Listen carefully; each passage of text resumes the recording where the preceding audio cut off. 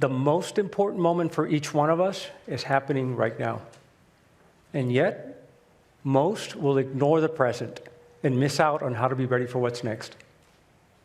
To be ready for what's next, you must first stay fully present right now. That means knowing where you are, recognizing that you belong, and accepting who you are. Let the present evolve you and be your training ground to prepare you for what's next. Thinking of what's next can bring a wide range of emotions: hope, excitement, uncertainty, maybe even fear. We may focus on what happens next for me, as I did in the military, creating a cadence where just as you got settled in, you began to look forward. Anticipation became routine. Or it could be, where am I going next? Growing up in Puerto Rico, I never imagined this journey that would take me to places like colorful Colorado, the big sky country of Montana, our nation's capital, and most memorably, the greatness of Nebraska. Not just once, but twice. And yes, I'm a little biased. It could also be about who's next after me. In the military, transitions often involve overlap, an intentional effort to prepare the next person stepping into your shoes. Now, each of these questions points forward. What's next is by nature a forward-looking question. It implies change, new roles, new places, new people. But if we focus only on next, we risk missing the lessons of the now. And it's in the now that we gain the clarity and the strength to handle whatever comes our way. It's how we fully understand the value of change and let it shape our personal transformation. It's the way to grow with purpose. For me, this meant confronting imposter syndrome head on, facing the insecurities that kept me stuck in the past. I didn't always understand how change was shaping me, but eventually I came to see it. I was evolving. My story, my background, my DNA heritage comes from over a dozen countries. They were not something to hide, they were the foundation. And as I changed, working hard and staying present were the proof that I belonged wherever I went. In doing so, I came to understand something crucial. Staying present is the most powerful way to prepare for what's next. When we're grounded in the moment, we can fully embrace change, not as a threat, but as a teacher. So how do we practice staying present? Number one, listen. People around you have been there. I thought I knew what I wanted to do with my military career until 1998, when I heard a general give a speech about the importance of our mission. His words hit differently because I was truly listening. That moment changed my trajectory, and without it, I wouldn't be standing here speaking to you. Number two, believe. You're more capable than you think. That's what my father taught me without saying those words. He used to fix broken clocks, spending hours studying their inner workings.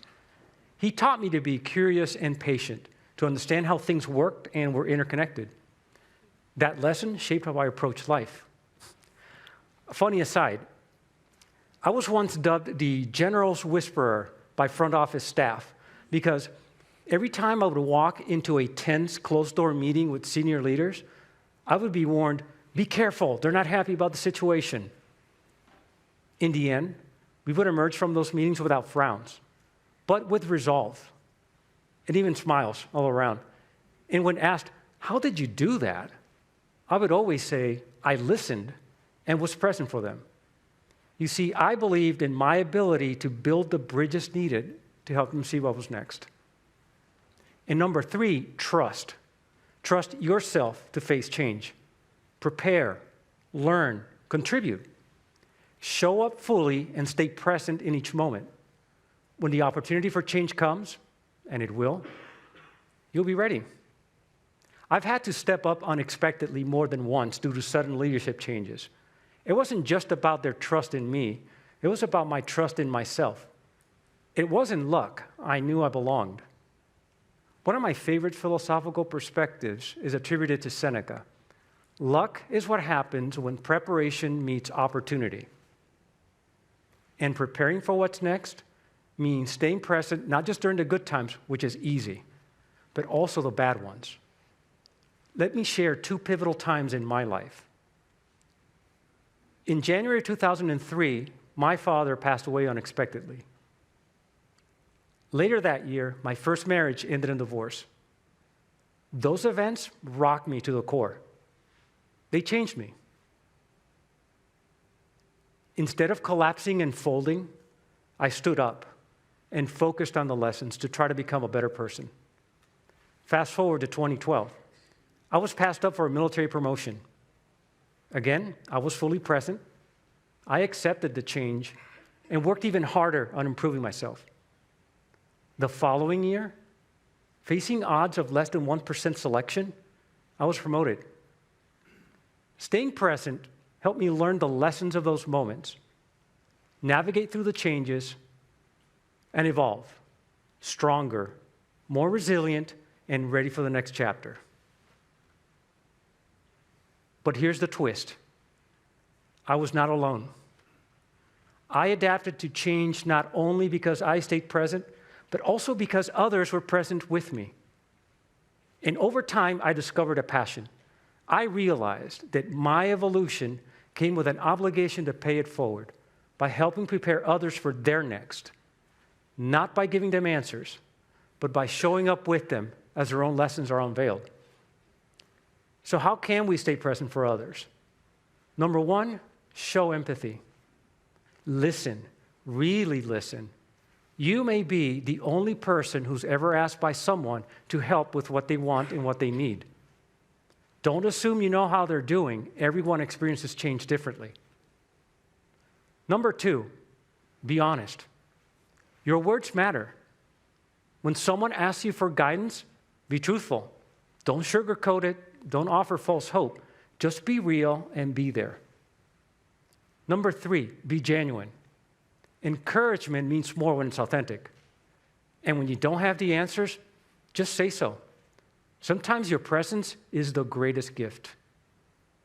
And number four, give others agency. Let me tell you a story.